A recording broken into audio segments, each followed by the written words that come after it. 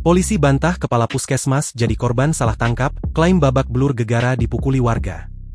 Seorang kepala puskesmas di Kabupaten Polewali Mandar, Sulawesi Barat, diduga menjadi korban salah tangkap dan penganiayaan saat terjadi bentrokan antara aparat kepolisian dan massa dalam eksekusi lahan di Dusun Paludai, Desa Katumbangan Lemo, Kecamatan Campalagian pada 3 Juli 2025. Korban bernama Jamaluddin diketahui merupakan kepala puskesmas Alu sekaligus Ketua Persatuan Perawat Nasional Indonesia Cabang Polewali Mandar. Ia mengalami luka serius di kepala dan dinyatakan menderita pendarahan otak akibat pukulan benda tumpul. Saat ini ia masih dirawat intensif di ruang ICU RSUD Hadja Andi Depu Polewali Mandar. Keluarga korban menduga kuat bahwa Jamaluddin merupakan korban salah tangkap oleh aparat. Ia disebut berada di lokasi kericuhan karena rumah mertuanya berdekatan dengan titik eksekusi. Rumah itu sendiri tidak termasuk dalam objek sengketa. Korban di lokasi karena rumahnya memang ada di situ, tidak mungkin melakukan sesuatu yang bertentangan dengan profesinya. Dia kan ASN dan Ketua Asosiasi Perawat, ujar Awaluddin, adik korban, Jumat, 11 Juli 2025.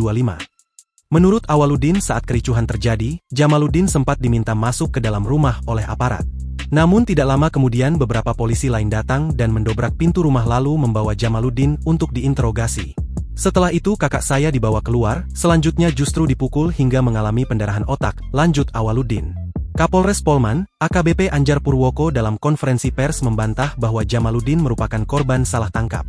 Menurutnya, korban hanya diamankan karena terlihat berada di barisan depan massa saat terjadi pelemparan batu dan bom molotov ke arah petugas. Tidak benar salah tangkap, polisi hanya mengamankan korban di suatu tempat karena terdeteksi yang bersangkutan berada di depan kerumunan massa, kata Anjar.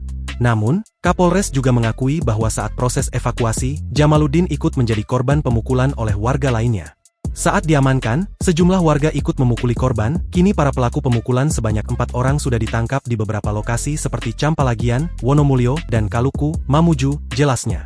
Diketahui kericuhan terjadi saat aparat melakukan eksekusi lahan di Dusun Paludai.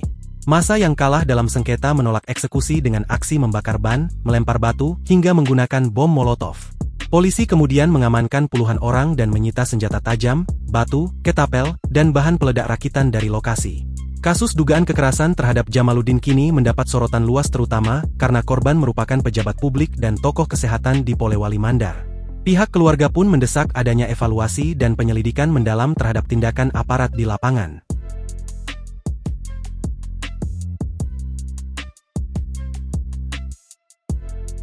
Download Tribun X sekarang, menghadirkan lokal menjadi Indonesia.